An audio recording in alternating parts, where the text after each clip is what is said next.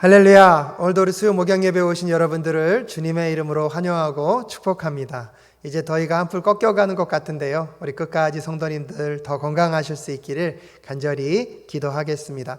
이번 주 주일 예배부터는 1부와 2부의 하나여서 대면과 비대면을 함께 진행하려고 합니다. 그래서 여러분들 교회 오셔서 예배하기 원하시는 분들은 미리 사무실로 연락해 주시면 감사하겠고요.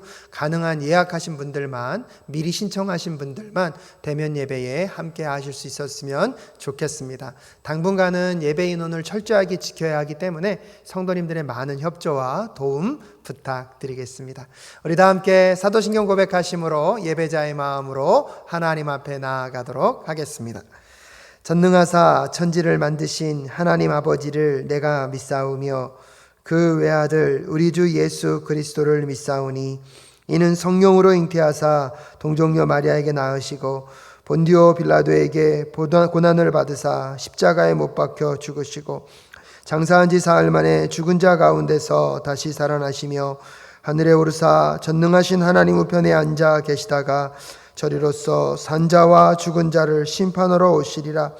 성령을 믿사오며 거룩한 공예와 성도가 서로 교통하는 것과 죄를 사하여 주시는 것과 몸이 다시 사는 것과 영원히 사는 것을 믿사옵나이다. 아멘. 우리 시간에 다 함께 찬송가 365장, 동합찬송가는 484장입니다.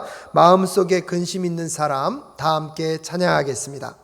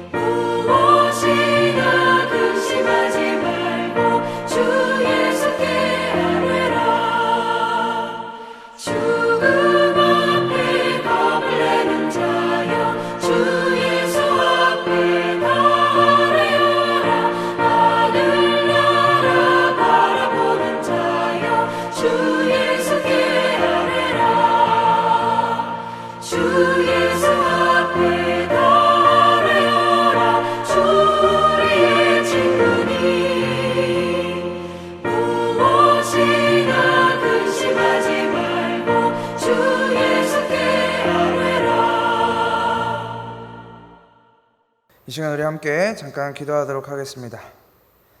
하나님 아버지 은혜를 감사합니다. 오늘도 이 밤에 하나님을 예배하기 위해 모인 우리 성도님들 가운데 주여 말씀의 은혜를 부어 주옵소서. 하나님, 세상이 참 많이 어렵습니다. 많이 혼란스럽고 우리가 무엇을 해야 할지, 어디로 나아가야 할지, 나아갈 바를 알지 못하겠습니다. 그러나 이때에도 주여 우리에게 은혜를 부어주시고 우리에게 하나님의 선하신 뜻과 계획을 따라가는 믿음을 허락하여 주셔서 우리가 상황 가운데, 환경 가운데 두려워하지 않고 오직 그 그리스도 안에서 이 길을 묵묵히 걸어가는 주님의 성도들 될 수 있도록 주여 인도하여 주시옵소서. 나는 죽어지고 오직 그리스도만 살아나는 우리의 삶이 될 수 있도록 인도하여 주옵소서. 오늘 함께 말씀을 나눕니다. 하나님 말씀 가운데 함께 해주시고 오직 하나님의 복음만, 예수 그리스도의 십자가만 전달되는 시간 될 수 있도록 인도하여 주옵소서. 살아계신 예수 그리스도의 이름으로 기도합니다. 아멘. 오늘 우리가 함께 나눈 하나님 말씀은 누가복음 2장 40절부터 52절까지의 말씀입니다. 누가복음 2장 40절부터 52절까지 저희 한 절씩 번갈아 가면서 교독해서 읽도록 하겠습니다. 제가 먼저 40절 읽겠습니다. 아기는 자라나면서 튼튼해지고 지혜로 가득 차게 되었고 또 하나님의 은혜가 그와 함께 하였다. 예수의 부모는 해마다 유월절에 예루살렘으로 갔다. 예수가 12살이 되는 해에도 그들은 절기 관습을 따라 유월절을 지키러 예루살렘에 올라갔다. 그런데 그들이 절기를 마치고 돌아올 때에 소년 예수는 예루살렘에 그대로 머물러 있었다. 그의 부모는 이것을 모르고 일행 가운데 있으려니 생각하고 하룻길을 갔다. 그 뒤에 비로소 그들의 친척들과 친지들 가운데서 그를 찾았으나 찾지 못하여 예루살렘으로 되돌아가서 찾아다녔다. 사흘 뒤에야 그들은 성전에서 예수를 찾아냈는데 그는 선생들 가운데 앉아서 그들의 말을 듣기도 하고 그들에게 묻기도 하고 있었다. 그의 말을 듣고 있던 사람들은 모두 그의 슬기와 대답에 경탄하였다. 그 부모는 예수를 보고 놀라서 어머니가 예수에게 말하였다. 얘야, 이게 무슨 일이냐? 내 아버지와 내가 너를 찾느라고 얼마나 애를 태웠는지 모른다. 예수가 부모에게 말하였다. 어찌하여 나를 찾으셨습니까?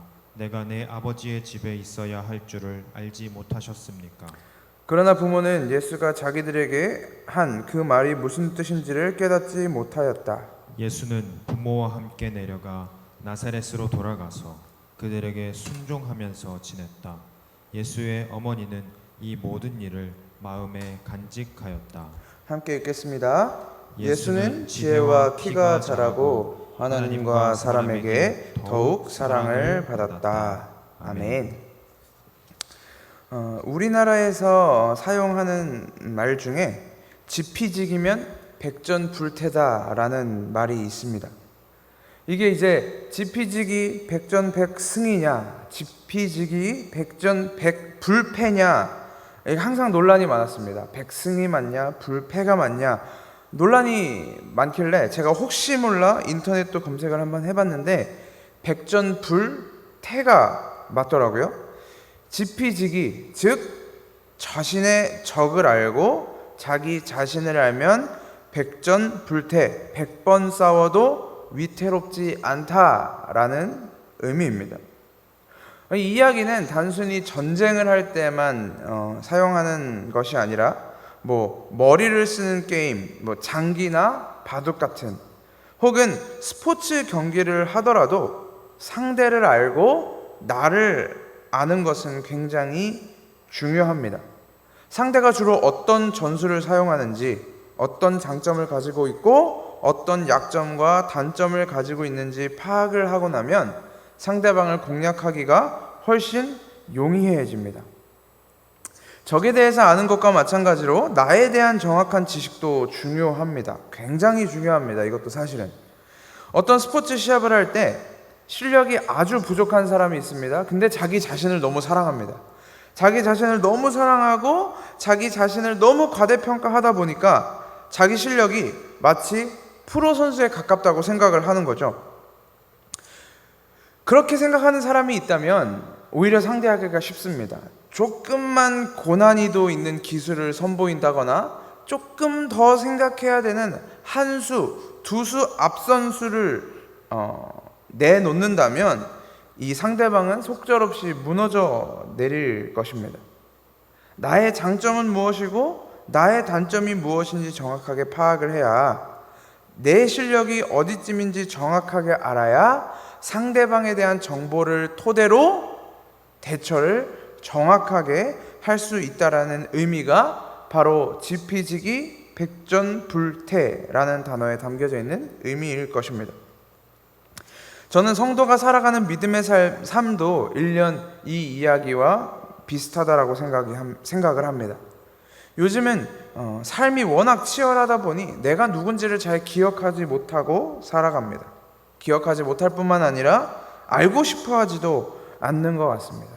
내가 누구인지 모른 채 그저 내 눈앞에 놓인 인물들, 해야 할 일들에만 우리의 관심과 에너지를 다 투자합니다. 그것들을 완성하고 이루어내는 데에만 관심을 가지고 살아갑니다. 우리가 살아가는 사회 속에서, 현실 속에서 어쩌면 이 방법은 맞을지도 모릅니다. 이게 정답일 수도 있습니다.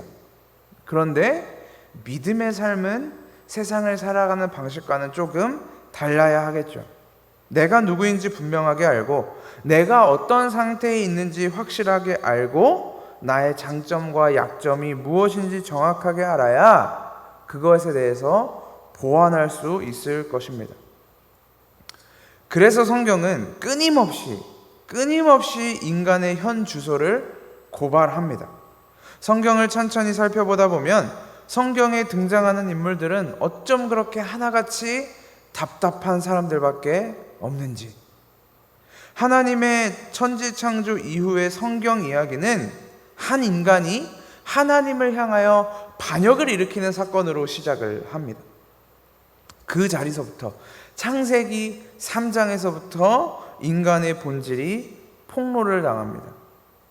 그 이후에 등장하는 수많은 인간들, 가인, 노아, 아브라함, 이삭, 야곱, 모세, 다윗, 유다와 이스라엘 땅을 다스렸던 왕들, 그때 함께했던 수많은 이스라엘 백성들, 하나같이 왜 저렇게 사는지 이해할 수 없을 만큼 교만하고 패역하며 잔인하고 하나님을 떠나 방황하며 유리합니다. 오, 잘 산다, 이 정도면 잘 하는구나, 좀 있으면 괜찮아지겠구나 싶다가도 다시 무너져 내리는 것을 성경을 통해 끊임없이 확인할 수 있습니다. 예수님이 오신 이후라고 말하는 신약으로 넘어와도 크게 상황은 달라지지 않습니다. 예수님의 제자들도 그랬고 사도 바울도 그렇습니다. 의인은 없나니 하나도 없다라고 말하며 그 누구도 율법을 지키지 않고 또 지킬 수 없다고 이야기하기도 합니다. 하나님의 말씀은 우리의 본질이 뱀의 자식이며 진노의 자녀였다고 말합니다. 사도 바울 자신도 그리스도의 믿음을 가진 이후의 자신을 바라보며 사망의 몸이다, 나는 곤고한 사람이다 라고 이야기합니다. 우리가 하나님 앞에 정직하게 설 때마다 부끄러울 것이 없는 하나님의 일꾼으로 서는 것이 아니라 자랑할 것이 없는 하나님의 일꾼, 부끄러운 것 밖에 없는 하나님의 일꾼으로 선다는 사실, 그것을 알게 될 때마다 우리 안에 괴로움과 울분 섞인 탄식이 나오는 것을 막을 수가 없습니다. 때로는 어째저째 우리의 입을 틀어 막아도 여전히 하나님 앞에서 폭로당하는 우리의 죄성을 어떻게 할 수가 없습니다. 어떻게 컨트롤할 수가 없습니다. 하지만 그 비참한 현실 속에서 우리는 내가 이런 존재구나, 내가 이럴 수밖에 없는 사람이구나 라는 것을 인정해야 합니다. 매 순간 기억해야 합니다. 성경이 폭로시키는 나의 본질에 대해서 더 폭로당하고 뼈저리게 깨달아야 합니다. 깨달아져야 하기도 합니다. 그것이 바로 지기입니다. 내가 누구인지 알아야, 나의 강점과 약점에 대해서 알아야 우리는 그 다음 스텝을 밟을 수 있을 것입니다. 성경이 끊임없이 폭로하는 지기를 했다면, 내가 누구인지 알았다면 이젠 지피도 알아야 되겠죠. 지피도 해야 합니다. 오늘 본문의 말씀은 이 예수라는 소년이 도대체 누구인지, 예수가 어떤 사람인지를 드러내고 있는 본문 중에 하나이기도 합니다. 우리는 3주간 예수의 탄생을 수요일날 가스펠 프로젝트를 통해 살폈습니다. 예수라는 존재는 모든 구약 성경이 지목하여 가리키고 있었던 하나님이 약속했던 구원자라는 사실, 자기의 백성을 죄로부터 구원하기 위해 인간의 몸을 입고 오신 하나님 자신이라는 것을 살펴보았습니다. 그리고 이 예수라는 소년이 12살이 되었을 즈음 그는 자기 자신이 누구인지를 아셨고 오늘 본문을 통해 그것을 밝히며 드러내고 계시는 것입니다. 이스라엘 사람들은 하나님을 믿는 사람이라면 누구나, 유대인이라면 누구나 성전에 가야 하는 시기가 1년에 3번 있습니다. 그 중에 한 번이 바로 오늘 성경 본문에 등장했던 유월절이죠. 어느 도시에 살든 어떤 환경에 있든 상관없이 성전에 모여 제사를 드리고 하나님을 예배하는 날이 바로 유월절입니다. 예수님의 부모님인 요셉과 마리아도 당연히 이 유월절을 지키기 위해 매해마다 성전에 올라갔다고 이야기합니다. 아들인 예수도 당연히 부모의 손을 잡고 성전으로 매해 올라가셨을 것입니다. 12해 동안 올라가셨을 겁니다. 근데 예수가 12년 동안 성전에 방문하는 이야기는 성경에 등장하지 않다가 오늘 예수님이 12살이 되는 해에 어떤 사건이 하나 발생하게 됩니다. 부모와 함께 성전에 올라간 소년 예수가 그곳에서 당연히 부모님을 따라 율법에 적힌 대로 하나님께 제사를 드렸을 것입니다. 가족들과 함께 그곳에 머물면서 제사를 마치고 집으로 돌아가는데 같이 있어야 할 아들이 보이지 않는 겁니다. 예수가 어느 순간 보이지 않는 것입니다. 그래서 한참을 찾다 예루살렘으로 돌아가서 성전에 들어갔는데 이 예수가, 자기의 아들이 성전에 어른들과 함께 대화하고 있는 것을 발견하게 되는 것입니다. 그런데 예수가 성전에서 대화하던 이 어른들이 누구입니까? 그냥 제사를 드리기 위해서 방문했던 유대인들이 아니었습니다. 이방인들 중에 개종을 하여 하나님께 제사를 드리던 사람들도 아니었습니다. 예수님이 그곳에서 함께 대화를 나누던 사람들은 그곳에서 하나님의 말씀을 가르치던 선생들이었습니다. 예수가 성전에서 선생들과 함께 하나님의 말씀에 대하여 서로 대화를 나누고 있었는데 그들이 예수에 대해서 어떻게 생각했다고 이야기합니까? 예수의 대답과 이야기를 듣고 놀랐다라고 성경은 이야기합니다. 이 어린 아이에게서 어떻게 이런 지혜가 나올 수 있을까? 어떻게 하나님의 말씀 안에 이런 이야기들이 이 어린아이를 통해 나올 수 있을까? 놀라고 신기해했던 것이죠. 그런데 예수가 어떤 분인지 아는 우리는, 이 성경 전체를 이미 보고 알고 있는 우리는 사실 놀랄 만한 일은 아닙니다. 어린 예수가 하나님의 말씀에 있는 이야기들, 그 지혜를 알고 있다는 것은 어쩌면 당연한 것입니다. 하나님의 모든 말씀은 다 그리스도를 가리키고 있는데 말씀의 주체인 당사자가 예수 자신이 와서 하나님의 말씀에 대해서 설명을 하고 있으니 당연히 한치의 오차도 벗어나지 않고 이야기할 수 있었겠죠.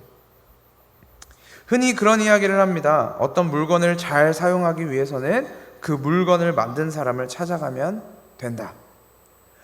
어떤 물건을 많이 사용하고 자주 사용한 사람이라고 하더라도 그 물건의 사소한 것까지 알 수 없지만 이 물건을 만든 사람은 이 물건의 본질을 꿰뚫어 볼 수 있기 때문에 누구보다 이 물건을 만든 사람이 가장 잘 알고 있다. 말씀 자체이신 예수가 하나님의 말씀에 대하여 지혜롭게 대답하셨다는 것은 그렇기 때문에 어찌 보면 당연한 일입니다. 구약의 모든 이야기는 율법과 선지자의 글과 시편의 글이 다 나를 가리켜 하신 것이라고 누가복음 24장에서 예수님이 스스로 밝히실 뿐만 아니라 요한복음에서는 어떻게 이야기합니까? 예수가 말씀 자체라고 이야기합니다. 태초에 말씀이 계시니라. 이 말씀이 하나님과 함께 계셨고 이 말씀은 곧 하나님이시라. 이 말씀이 생명이 있었고 생명이 빛으로 이 땅에 왔는데 그 빛이 바로 예수다라고 하는 이야기는 예수 그리스도가 곧 말씀이라는 이야기입니다.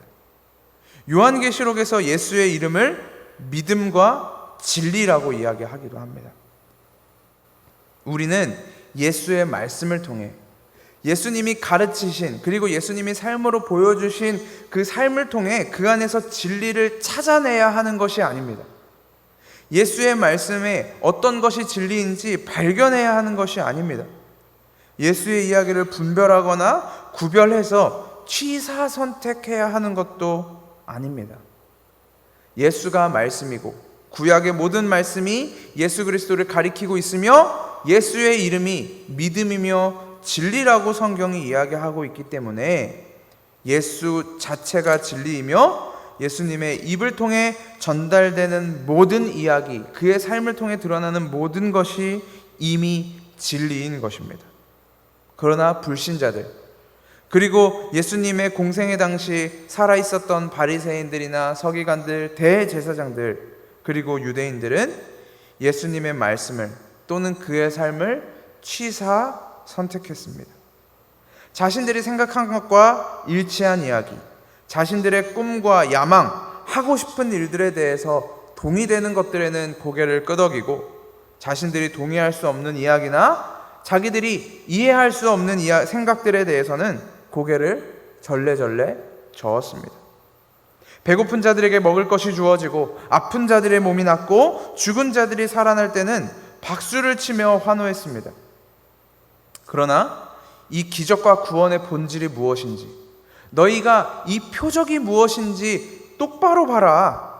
너희를 단순히 먹이기 위한 것이 아니라 이 너희를 먹이는 것 속에, 너희를 고치는 것 속에, 너희를 다시 살리는 기적 속에 담긴 표적과 표상이 무엇인지 분명히 보고 알아라 라고 하자 그들은 하나둘씩 떠나기 시작했습니다. 나는 하나님의 아들이야. 나는 로마의 압제로부터 너희를 구원하기 위해서 온 것이 아니라 너희의 죄를 구원하기 위해서 온 거야 라는 이야기를 하자 그것이 드러나기 시작하자 나는 죽으러 온 거야 라는 것을 드러내시기 시작하자 그들이 이제 성난 군중으로 변해버려 예수를 십자가에 못 박아버린 것입니다. 그들은 예수를 통해 자신들이 원하는 것을 취사 선택했던 것입니다.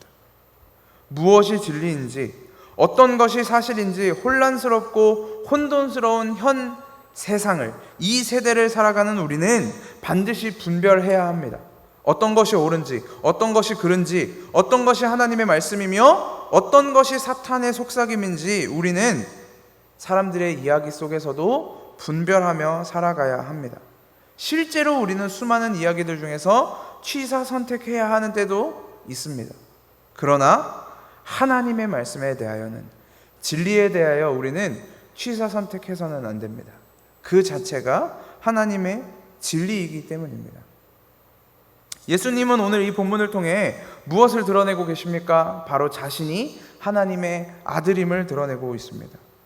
내가 내 아버지의 집에 있어야 한다는 것을 모르셨습니까? 라고 49절을 되물으면서 내가 있어야 하는 곳, 하나님이 머문다고 믿는 그 자리, 하나님의 영광이 임재한다고 여겨졌던 그 자리, 그곳이 우리 아버지가 계신 곳이며 나는 아버지가 있는 곳에, 아버지의 집에 있어야 한다라는 자신의 정체성을 밝히신 것입니다.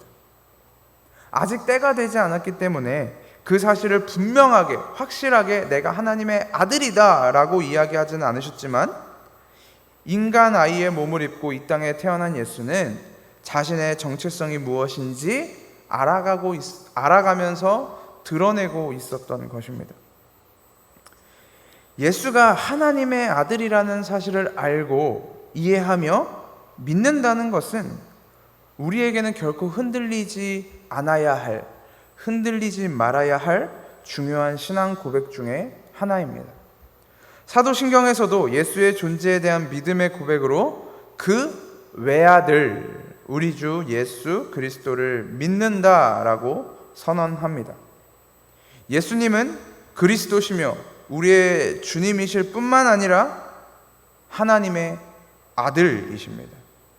또한 하나님 아들이자 하나님 자체로서 이 땅 가운데 오셨다라는 것입니다.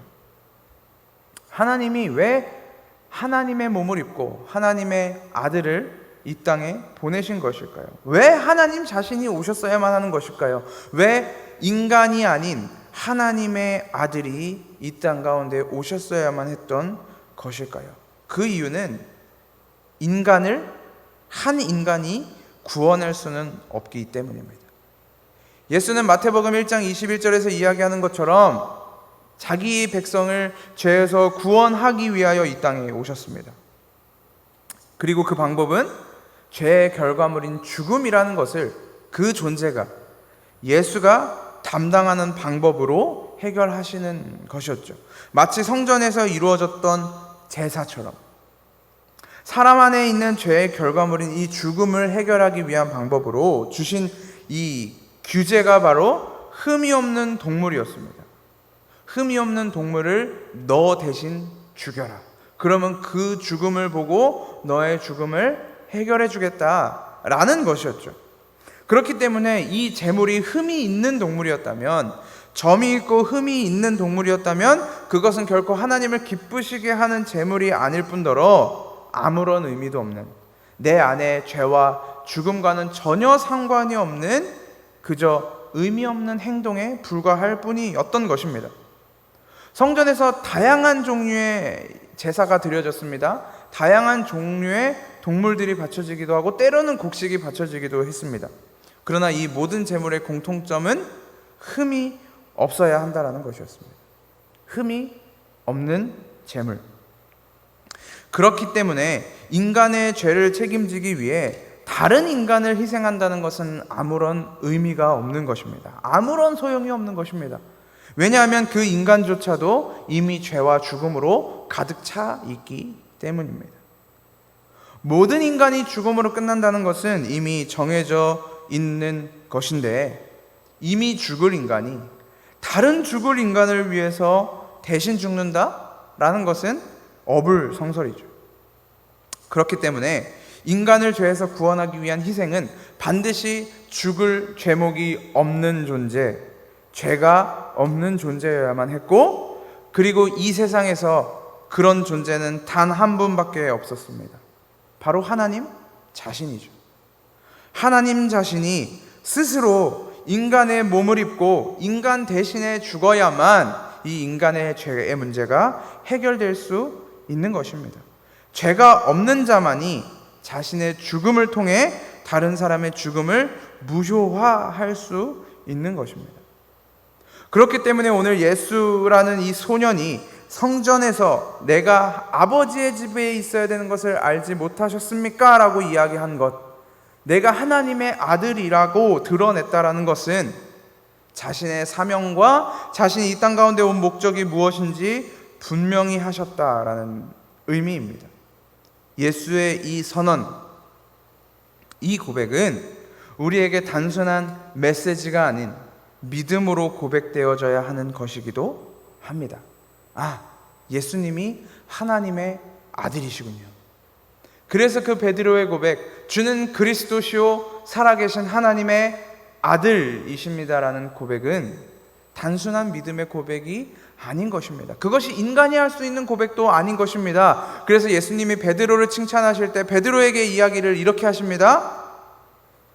네 고백은 사람이 준 것이 아니라 하늘에 계신 내 아버지가 주신 것이다. 그 고백이 우리에게도 하나님이 고백하게 하실 때에, 하나님이 그 믿음의 고백을 우리에게 주실 때에 우리도 그 고백을 할 수 있는 것입니다. 그 믿음을 통해 그리스도가 누구인지 명확하게 알아야 하는 것입니다. 만약에 그리스도가 누구인지 명확하게 알지 못한다면 우리의 삶은 불안하고 절망일 수밖에 없습니다.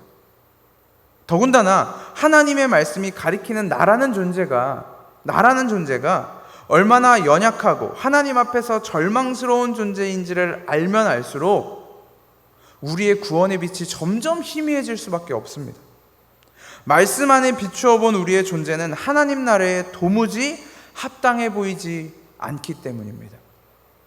당시 유대인들이나 불신자들과 같이 그리스도가 어떤 존재인지, 무엇을 위해서 오셨고 무엇을 완성하셨는지 우리가 믿음으로 고백하지 못한다면, 우리가 알지 못한다면, 우리가 깨닫지 못한다면 우리가 어떤 삶을 살아가겠습니까?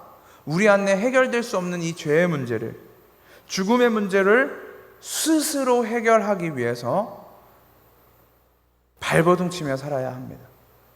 괴로운 삶을 내가 이것을 해결하기 위해 끔찍한 삶을 발버둥치며 살아내야 하는 것입니다. 혹시 나의 연약함이 나의 구원을 빼앗아 가지는 않을까?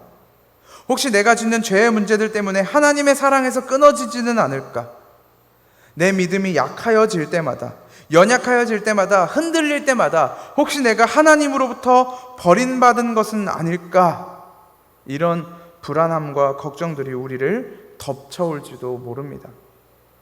그러나 그리스도가 하나님의 아들이심을 믿는다면, 그리스도가 우리를 대신해서 죽으신 하나님의 흠이 없고 완전하신 아들이라는 것을 믿는다면, 그의 존재가 무엇을 위해서 오셨고 무엇을 완성하셨는지 우리가 믿음으로 깨닫게 된다면, 우리는 세상에서 죄와 죽음과 100번 싸워도 결코 위태롭지 않은 모습으로 하나님 앞에 나아갈 수 있다는 것입니다. 이 그리스도가 하나님의 아들이심을 믿고 이 하나님의 아들이 나의 죄를, 나의 죽음을 대신해서 해결하셨다라는 것을 믿는다면 하나님 앞에 담대하게, 위태롭지 않게 나아갈 수 있다라는 것입니다. 그런즉 이 일에 대하여 무슨 말 하리요? 만일 하나님이 우리를 위하시면 누가 우리를 대적하리요?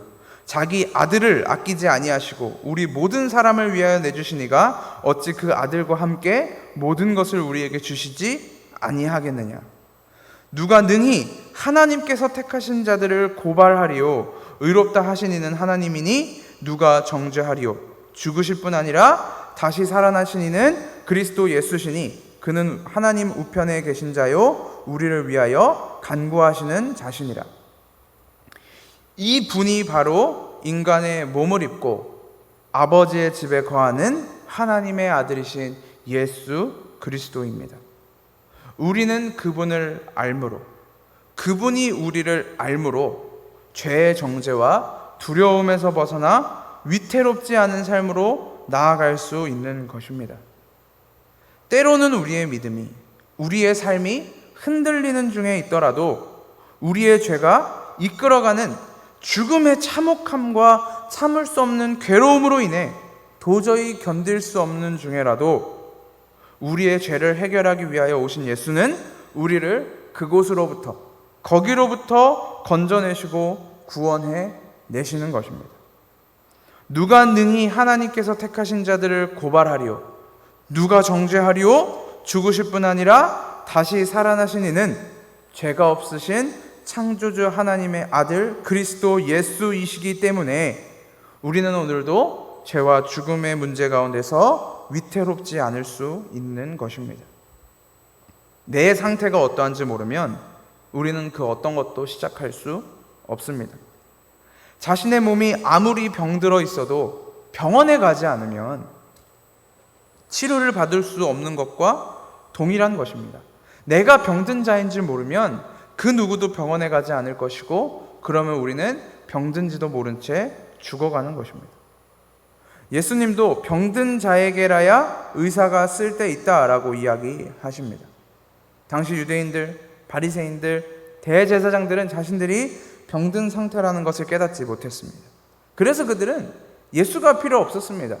자신들의 죄를 구원하기 위해서 오신 그리스도라는 존재가 필요 없었던 것입니다. 그에 반해 그들이 죄인이라고 손가락질하고 비방했던 자들, 창기와 세리들, 그들은 하나님의 말씀 앞에서 자신들이 병든 자들임을 알고 있었습니다. 그들 안에 계신 하나님의 영이 그들을 깨닫게 하시고 자신들의 상태를 폭로시키신 것입니다.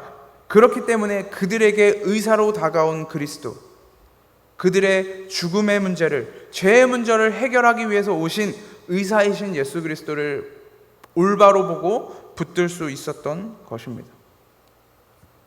성도님들의 삶 속에서 오호라 나는 곤고한 사람이로다, 이 사망의 몸에서 누가 나를 건져낼 수 있겠는가 라는 탄식이 매 순간 뱉어져야만 한다는 그 사실이 우리를 괴롭게 할 수도 있습니다.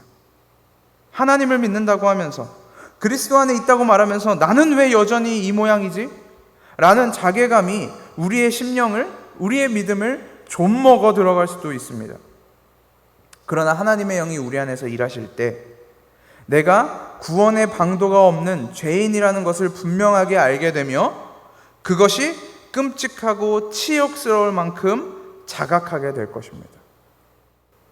그 죄의 문제가 우리를 자각하게 만들면, 지기하게 만들면 우리를 살리신 예수의 십자가를 다시금 바라보게 하시는 것입니다. 그 십자가가 무엇인지, 예수가 무엇인지 지피하게 되면 이제 성도의 삶은 그 그리스도 안에서 완성되어져 가는 것입니다. 그렇기 때문에 성도의 삶 속에서 죄인으로 폭로되는 것이 죽을 만큼 괴롭지만 그것은 하나님의 구원으로 가기 위한, 하나님의 선을 완성하기 위한 하나의 과정일 뿐이라는 것입니다. 그리스도는 그것을 위해 우리 가운데 인간의 몸을 입고 오신 것입니다. 자신이 하나님의 아들이라는 것을 드러내시면서 그리스도의 자아선, 그리고 하나님의 구원 선언, 이것은 결코 흔들리거나 불안하지 않습니다.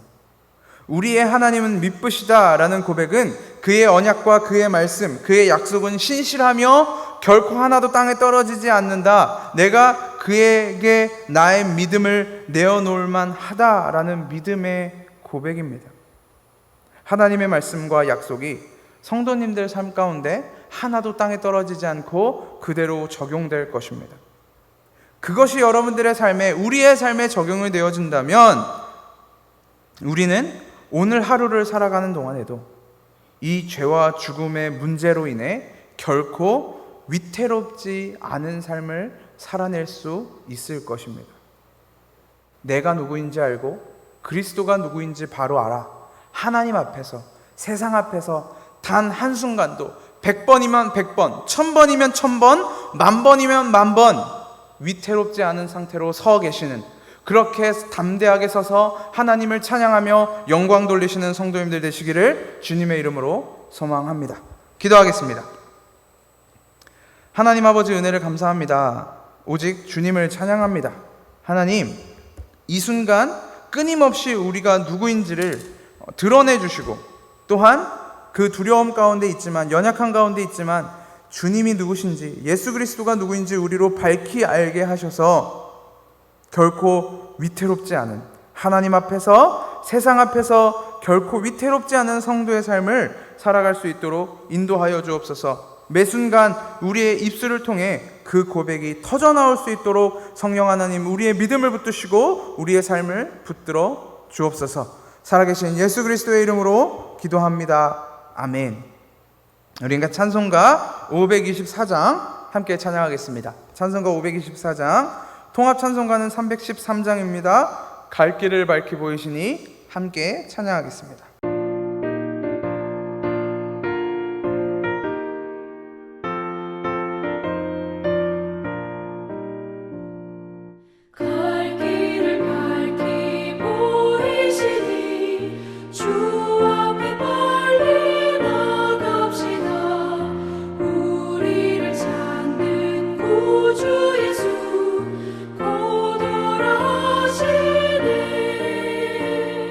주여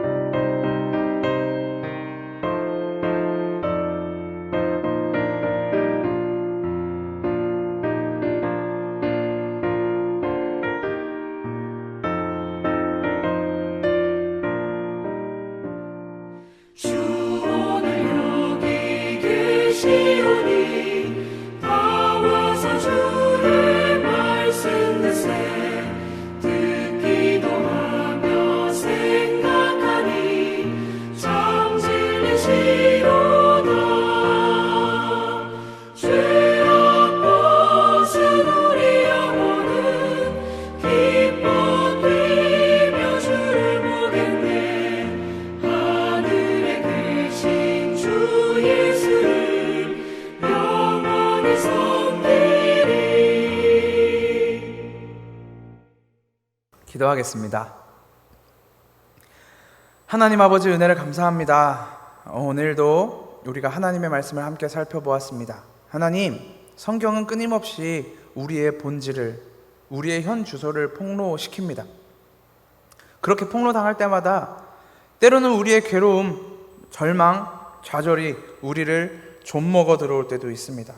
너무나 괴로움이 우리를 덮쳐올 때도 있습니다. 그러나 하나님, 우리로 이 현 주소에 머물게 하지 마시고 하나님의 영이 우리 가운데 하나님의 말씀을 밝히 보게 하셔서 깨닫게 하셔서 우리 가운데 찾아오신 그리스도가 누구인지, 그리스도가 무엇을 하셨고 무엇을 완성하셨는지 우리로 깨닫게 하여 주옵소서. 우리로 그 믿음 안에 거하게 하여 주옵소서. 그래서 예수 그리스도가 누구인지 알았을 때, 하나님이 우리 가운데 무엇으로 찾아오셨는지 알았을 때 결코 세상 가운데서, 그리고 하나님 앞에서 두려워하지 않고 위태롭지 않은 성도들이 될 수 있도록, 그리고 교회가 될 수 있도록 주님 붙드시고 인도하여 주옵소서. 살아계신 예수 그리스도의 이름으로 기도합니다. 아멘.